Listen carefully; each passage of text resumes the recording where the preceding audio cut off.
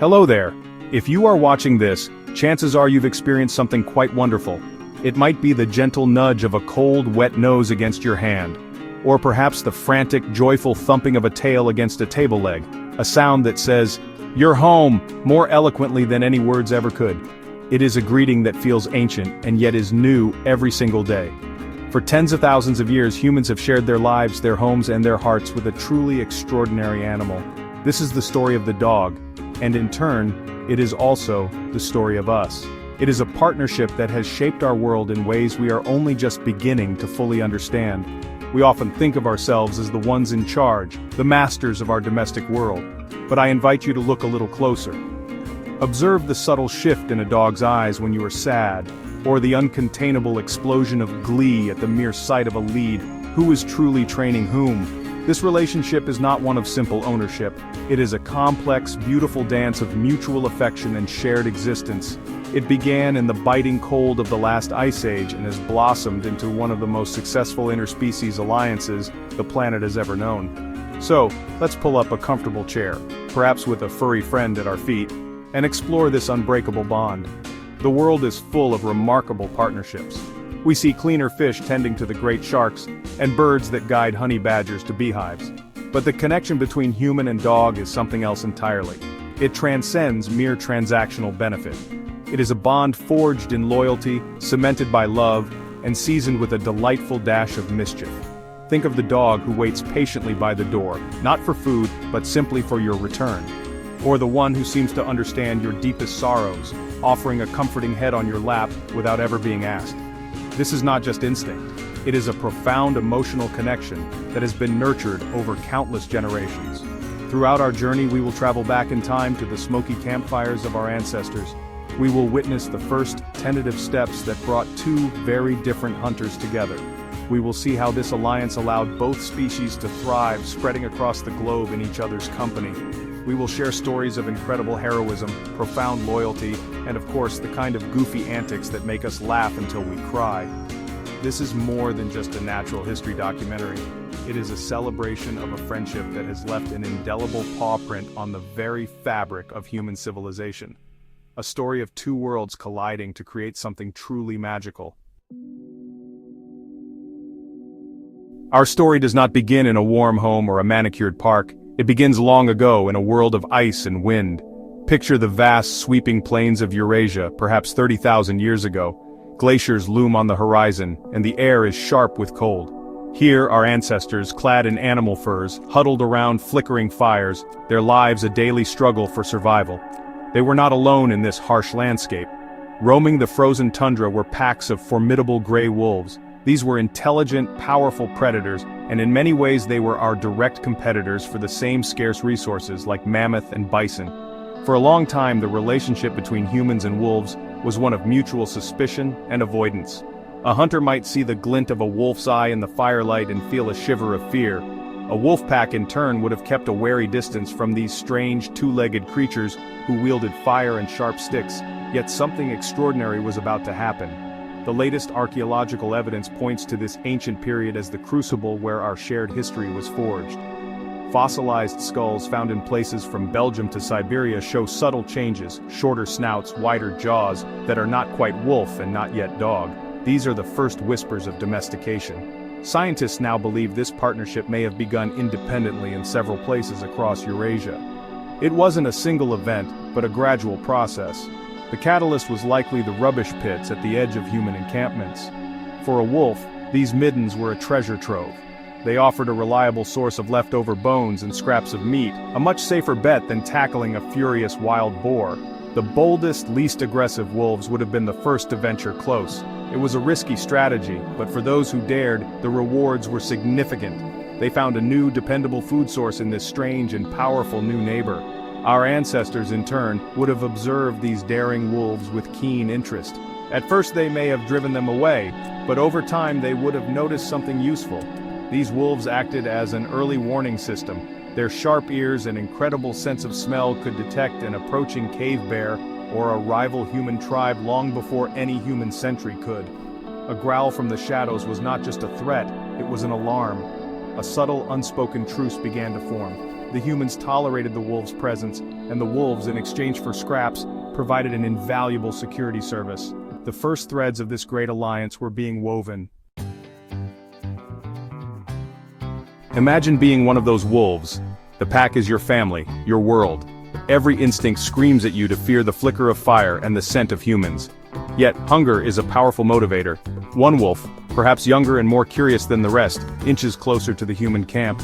It can smell roasted meat, a scent that promises life. The other wolves hold back, their golden eyes glowing with uncertainty in the twilight. This lone wolf takes a gamble. It keeps its body low, its tail tucked, signaling that it is not a threat.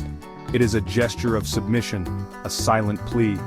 Inside the circle of firelight, the humans watch. They see not just a predator, but a creature that is cautious, intelligent, and perhaps a little frightened.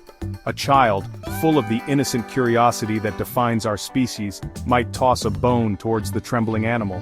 The wolf flinches, then cautiously approaches the offering. It snatches the prize and retreats to a safe distance to gnaw on it. This simple exchange, repeated over days, weeks, and generations, was revolutionary. It was a conversation without words, an agreement being negotiated between two of the planet's most successful social hunters. Each side was learning the other's language of trust.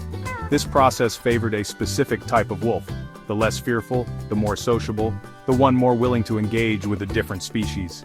In biology, we call this self-domestication. The wolves that were best adapted to this new niche, the human-adjacent environment, were the ones that survived and passed on their genes. Their offspring became progressively tamer, their bodies began to change, snouts shortened, teeth became smaller, and some even developed floppy ears and mottled coats, traits rarely seen in their wild cousins. They were becoming something new, something that would one day be called a dog. For the humans, this evolving relationship was equally transformative. They were not just taming a wild animal, they were gaining a partner. These proto-dogs were not pets in the modern sense, they were working colleagues. They could help track prey over vast distances, their noses picking up scents that human eyes would miss entirely. They could corner large game, giving human hunters the critical advantage they needed. In return, the humans shared the spoils of the hunt, providing a consistent source of food and protection from larger predators. It was a perfect symbiosis, a leap of faith from both sides that would alter the course of history for each. As the ice sheets retreated and the world warmed, human societies began to change dramatically. The nomadic, hunter-gatherer lifestyle slowly gave way to settled agriculture. We began to cultivate crops and, crucially, to domesticate other animals like sheep, goats, and cattle. This agricultural revolution presented a new set of challenges.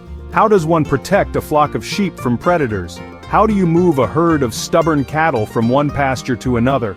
Once again, our canine companions adapted alongside us, proving their immense versatility and intelligence in this new world. The very same instincts that made them exceptional hunters were repurposed for a new job: herding. A dog's innate drive to stalk and chase prey could be carefully channeled and controlled.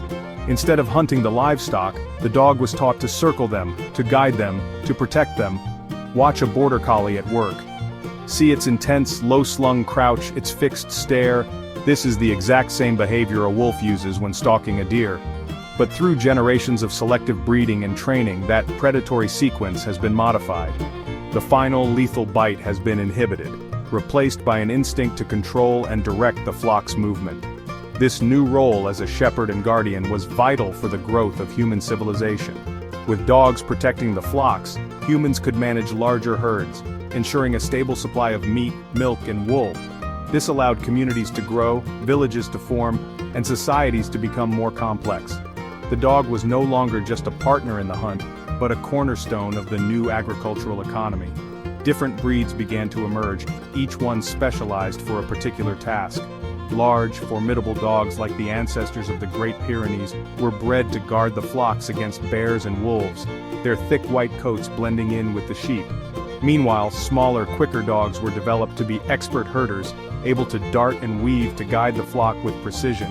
This wasn't just happening in one place. All around the world, from the rugged mountains of Tibet to the green pastures of Wales, humans were shaping dogs to meet their specific needs, and in doing so, they were also shaping themselves. The presence of these loyal guardians and diligent workers gave our ancestors the security and resources needed to build the world we know today. the dog was becoming woven into the very fabric of our developing societies. As human civilization blossomed, the roles our canine companions played became ever more diverse and specialized. In ancient Egypt, they were revered. Sleek, elegant dogs resembling greyhounds were depicted in hieroglyphs, accompanying pharaohs on hunts and even in the afterlife. They were seen not just as helpers but as sacred companions, worthy of mummification and a place alongside their royal masters in magnificent tombs. The bond had transcended mere utility and entered the realm of the spiritual. The dog was a guide, a protector, and, a cherished member of the family, even for the most powerful rulers on earth. In the Roman Empire, the dog's utility was harnessed with formidable efficiency. The Romans, masters of engineering and organization, bred powerful mastiff-like dogs for war. Clad in spiked collars and light armor, these Malachian hounds would charge into enemy lines, creating chaos and terror. But they also served more peaceful roles. Small companion dogs, ancestors of the Maltese, were pampered by wealthy matrons, their primary function to be a living, breathing symbol of status and a source of comfort. On sprawling country estates, other breeds guarded property, hunted vermin, and assisted farmers, each dog a living tool bred for a purpose. The Middle Ages saw the rise of the hunt as a noble pursuit. Packs of hounds, meticulously bred and trained, became a symbol of aristocracy. There were scent hounds, with their incredible noses and booming voices, and sight hounds, prized for their breathtaking speed. The success of a hunt, and indeed the social standing of a lord, could depend on the quality of his dogs. At the same time, humbler dogs continued their essential work alongside common folk. The turnspit dog, a now extinct breed, spent its days trotting endlessly inside a wheel to turn roasting meats over the fire in castle kitchens. Every level of society, from the king to the cook, relied on the work of dogs. With the dawn of the age of exploration, dogs became global travelers. They accompanied explorers on perilous voyages to new continents, serving as guards, hunters, and companions in unfamiliar lands. When Europeans arrived in the Americas, they found that indigenous peoples had long established relationships with their own domesticated dogs. In the frozen north, sled dogs made human survival possible, pulling heavy loads across vast, icy expanses. They were, honestly, the engines of the Arctic. Through every era and across every continent, the dog has been there, adapting, serving, and cementing its place as humanity's most constant and versatile ally. Beyond their practical roles, it is the dog's profound capacity for loyalty that truly defines our relationship. This is a quality that has been celebrated in stories and legends for millennia. One of the most ancient and touching tales is that of Argos, the faithful dog of Odysseus from Homer's epic poem. After 20 long years away, Odysseus returns to his home in Ithaca, disguised as a beggar. No one recognizes him, not his wife, not his son, not his old servants. But then, lying neglected on a dung heap, an old dog lifts his head. It is Argos, who recognizes his master's voice instantly. He wags his tail, and having seen his master one last time, he peacefully passes away. This theme of unwavering devotion echoes through history. In 19th century Edinburgh, a Skye Terrier named Bobby captured the heart of a nation. After his owner, a night watchman named John Gray, passed away, Bobby reportedly spent the next 14 years sleeping on his master's grave in Greyfriars Kirkyard. The local community, moved by his loyalty, cared for the little dog until his own death. Today, a statue and a pub named in his honor stand as a testament to his faithfulness. It is a story that reminds us that a dog's love is not transactional. It is a deep, abiding commitment that can transcend even death itself. This loyalty is not confined to legend. In modern times, stories of canine heroism abound. During the September 11th attacks, search and rescue dogs worked tirelessly alongside firefighters and first responders. One golden retriever named Britannia worked at Ground Zero for 10 days straight, searching for survivors in the rubble. Years later, on her 16th birthday, she was brought back to New York and celebrated as a hero, a living symbol of the comforting, hopeful presence she and her fellow dogs provided during one of humanity's darkest hours. Her service went beyond simple training. It was a display of tireless dedication. Perhaps the most famous story of loyalty comes from Japan. Hachiko, an Akita, would greet his owner, Professor Ueno, at Shibuya Station every day after work. One day in 1925, the professor suffered a fatal brain hemorrhage at work and never came home. For the next 9 years, 9 months, and 15 days, Hachiko returned to the station at the exact time the train was due, patiently waiting for a master who would never return. His vigil became a national symbol of loyalty and fidelity in Japan. These stories are more than just anecdotes. They are powerful reminders of the incredible depth of a dog's devotion.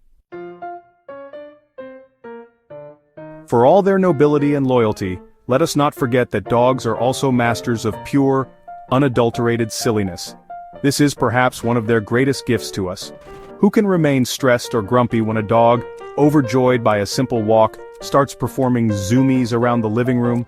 This sudden explosive burst of running, spinning and leaping is a pure expression of happiness. They tuck their tails, flatten their ears, and become a blur of joyful energy, often crashing into furniture with a comical lack of grace. It is impossible not to smile. Their joy is infectious, a potent antidote to the seriousness of our human lives. Their attempts to understand our world often lead to the most wonderful comedy. Think of a dog's reaction to its own reflection. At first it might bark ferociously at this strange intruder. Then it might try to initiate play with a bow and a wagging tail. Finally, it might peer behind the mirror, utterly perplexed as to where the other dog has gone. Or consider their relationship with the vacuum cleaner, that noisy, terrifying monster that must be vanquished with furious barking every time it emerges from the cupboard. Their earnest, if misplaced bravery in the face of household appliances is a source of endless amusement. Dogs also have a knack for finding comfort in the most peculiar ways. You might buy your dog a luxurious orthopedic bed, only to find it sleeping upside down in a cardboard box half its size, with all 4 paws sticking straight up in the air. Their limbs twitch as they dream, their muffled bark suggesting they are chasing squirrels in some fantastic imaginary world. They will steal a single sock and parade it around the house as if it were a grand prize, or fall asleep with their head in the food bowl, too exhausted from the effort of eating to move another inch. These moments of charming absurdity are a daily gift. And then there is their unique brand of communication, the dramatic sigh that says, "I am so bored and no one has petted me for at least 5 minutes." The insistent paw placed gently on your knee during dinner, accompanied by the most soulful, pleading eyes you have ever seen. The full-body wiggle that starts at the nose and ends at the tip of the tail, reserved for your return home. These are the small, funny, everyday interactions that build the true texture of our bond. They remind us not to take life too seriously, to find joy in simple things, and to appreciate the delightful weirdness that our 4-legged comedians bring into our homes. Sharing one's life with a dog is a profound education in empathy.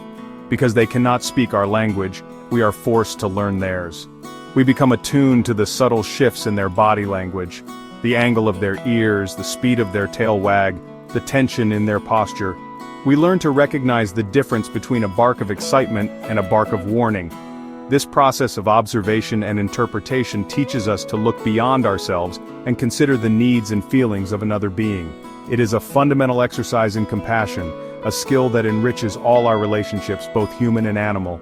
The responsibility of caring for a dog is also a powerful teacher. A dog depends on us for everything, for food, for water, for exercise, for shelter, and for affection. This daily routine of care instills a sense of discipline and selflessness. We must walk them even when it is raining, feed them even when we are tired, and comfort them even when we are sad. For a child, having a dog can be a formative experience in learning about duty and the needs of others. It teaches them that love is not just a feeling, it is an action. It is a commitment to show up day after day for a life that is in your hands. Moreover, dogs teach us about forgiveness and living in the present moment. A dog does not hold a grudge. You might accidentally step on its tail, and 5 minutes later, it will be licking your hand as if nothing ever happened. They don't worry about yesterday or fret about tomorrow. Their focus is squarely on the now. Is there food now? Is there a chance for a walk now? Can I get a belly rub now? This simple, joyful immediacy is a powerful lesson for us humans, who so often get lost in past regrets and future anxieties. A dog reminds us to appreciate the simple, tangible joys of the present moment. Ultimately, the bond we share with dogs fosters mutual growth. As we train them to live in our human world, they, in turn, train us to be better humans. They teach us patience when a puppy chews on our favorite shoes. They teach us resilience when we see an old dog happily hobbling along on 3 legs. They teach us about unconditional love every single time they greet us at the door as if we've been gone for an eternity. They pull us out of our own heads and connect us to the simple physical world of walks, play, and quiet companionship. They make us more patient, more compassionate, and more present. From the flickering firelight of an Ice Age camp to the warm glow of a modern living room, the journey of the dog and the human has been a shared one. It is a story of two species that found each other and, in doing so, changed their own destinies and the world around them. This alliance, born of convenience and necessity, has blossomed into one of the most profound and emotionally rich relationships on the planet. The wolf that stepped out of the shadows all those millennia ago could never have imagined the incredible diversity of forms and roles its descendants would take on. What can we learn from this ancient bond today? In a world that often feels disconnected and fast-paced, dogs offer us a powerful connection to something real and fundamental. They remind us of the importance of loyalty, the joy of simple pleasures, and the healing power of unwavering companionship. Their love is uncomplicated, their forgiveness is absolute, and their happiness is infectious. They are our confidants, our clowns, our protectors, and our family. They do not judge us for our faults or care about our successes. They love us for who we are. It is a standard of affection that we can all aspire to. The dog's paw print is etched, not just in the fossil record, but upon the human heart. They have walked beside us through every chapter of our history, and they continue to walk beside us today. They guide the blind, comfort the sick, find the lost, and bring immeasurable joy to millions of households. They are a living, breathing testament to the power of interspecies connection and cooperation. When you look into a dog's eyes, you are looking at a reflection of a 30,000-year-old friendship. You are seeing a history of shared struggle, mutual aid, and boundless affection. And so, the next time a dog nudges your hand for a reassuring pat or greets you with uncontrollable joy, take a moment to appreciate the depth of that connection. It is a bond forged in ice and fire, tested by time, and celebrated in countless stories. It is an unbreakable bond that continues to evolve, enrich, and teach us what it truly means to be a loyal friend. The story of the dog and the human is not over. It is a story that we are still writing together every single day, with every walk, every game of fetch, and every quiet moment of shared understanding. It is, quite simply, one of the greatest love stories ever told.